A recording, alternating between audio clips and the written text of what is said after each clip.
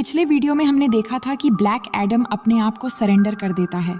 इसके बाद वो रिक्वेस्ट भी करता है कि मेरे साथ कुछ ऐसा करो कि मैं दोबारा से इस शब्द का उच्चारण ही ना कर सकूं।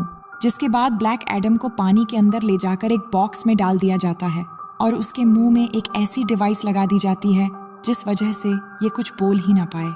वहीं दूसरी तरफ हम इश्मेल को देखते हैं जो अब हेल के अंदर आ चुका है। दरअसल इश्मेल को एक बात शुरू से ही पता थी कि अगर वो उस ताज की ताकत को हासिल करना चाहता है तो उसका तरीका ये है कि उसको वो ताज अपने हाथ में पकड़ना होगा और उसी वक्त कोई ना कोई उसको मारे ताकि वो मर के हेल में आ जाए और वो हेल के शैतान से आकर मिल सके, जिससे वो शैतानी शक्तियों को हासिल कर सके।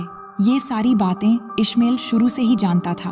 अब हेल का सबसे बड़ा शैतान इश्मेल से मिलता है और उसको अपनी पावर्स दे देता है और इसके बाद अब इश्मेल पहले जैसा इंसान नहीं रहता बल्कि वो सबक बन चुका होता है। अब ये इन शैतानी पावर्स के साथ इस दुनिया में आ जाता है और हर तरफ तबाही मचाने लगता है। और जैसे ही जस्टिस सोसाइटी को इसके बारे में पता चलता है तो वो इसके मुकाबले के लिए इसके सामने आते हैं और यहाँ पे काफी देर तक लड़ाई चलती रहती है। लेकिन सबक क्योंकि बहुत ज्यादा शक्तिशाली था तो ये सब मिलके भी उसको नहीं रोक पा रहे। तभी जस्टिस सोसाइटी के एक और टीम मेंबर जिसका नाम डॉक्टर फेथ है, जो अपनी विभिन्न अवतार में आकर सबक को मारने की कोशिश करता है, लेकिन फिर भी वो कामयाब नहीं होता। और बहुत ही जल्द वो ये समझ जाता है कि सबक को ब्लैक एडम के अलावा और कोई नहीं हरा सकता। इसलिए वो यहाँ से अपने पावर्स के जरिए ब्लैक एडम से बात करने लगते हैं और उसे ये कहते हैं कि हमें तुम्हारी मदद की जरूरत है। और वो यहीं से ब्लैक एडम का काफी हेल्प भी करते हैं ताकि वो खुद को आजाद करवा सके। इसके बाद ब्लैक एडम वहाँ से अपने आप को निकाल लेता है और वहाँ के कुछ सोल्जर्स को मारकर पानी से बाहर आ जाता है। और बाहर आते ही वो शज़ाम बोलता है, जिसके बोलते ही उसमें ब्लैक एडम की सारी पावर्स फिर से आ जाती है। जिसके बाद वो सबक के पास जाने लगता है।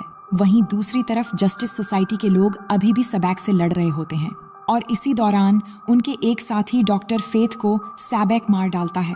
इसके बाद जस्टिस सोसाइटी के टीम के बाकी सारे मेंबर्स सबक पर टूट पड़ते हैं, लेकिन इनकी कोशिशें कुछ ज्यादा कामयाब नहीं होती और वो एक के बाद एक सबक से लड़ते हुए हार जाते हैं।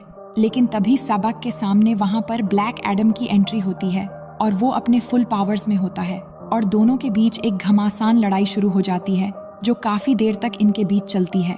लेकिन तभी वहां पर हम हॉकमैन को देखते हैं जो सबक को पीछे से हमला कर देता है, लेकिन सबक पर उसका कुछ खास असर नहीं होता और वह घूमकर हॉकमैन को ही मार डालता है।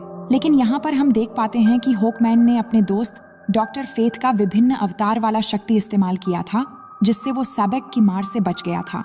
इसके बाद हॉकमैन फिर से सबक के सामने आता है और कहता है कि ये पेत्रा मैंने अपने एक दोस्त से सीखा था। इसके बाद वो इसी शक्ति का इस्तेमाल करके विभिन्न अवतार में आकर सबक को चारों तरफ से पकड़ लेता है। तभी ब्लैक एडम भी आता है और सबक के सर पकड़कर अपनी ताकत से उसका सर फाड़ने की कोशिश करने लगता है और आखिरकार ब्लैक एडम अपनी पूरी शक्ति का इस्तेमाल करके सबक का सर बीच में से फाड़ देता है, जिससे सबक की आखिरकार मौत हो जाती है। इसके बाद अब फिर से सब कुछ ठीक होने लगता है और शहर के लोग फिर से ब्लैक एडम को अपना मसीहा मानने लगते हैं और वो सब इस बात को मान लेते हैं कि ब्लैक एडम ने ही हमें और हमारे शहर को बचाया है। इसके बाद हम देखते हैं कि ब्लैक एडम के पास एक ड्रोन उड़ता हुआ आता है, जिस ड्रोन से एक होलोग्राफिक वीडियो कन्वर्सेशन के जरिए हम उसी लेडी को देखते हैं जिसने जस्टिस सोसाइटी की टीम को इकट्ठा करने के लिए कहा था। अब वो वीडियो कन्वर्सेशन के जरिए ब्लैक एडम को एक वार्निंग देते हुए कहती है कि ठीक है, तुम मेरी जेल में नहीं रहना चाहते हो तो मत रहो, लेकिन अब से खंदक शहर ही तुम्हारा जेल है और अगर तुम खंदक शहर से एक भी कदम निकाले तो मैं तुम्हें पछताने का एक भी मौका नहीं दूंगी। तभी ब्लैक एडम कहता है कि मुझे रोकने वाला इस दुनिया में कोई नहीं। तो वो लेडी कहती है, मैं ऐसे लोगों को भी जानती हूँ जो इस दुनिया के हैं ही नहीं।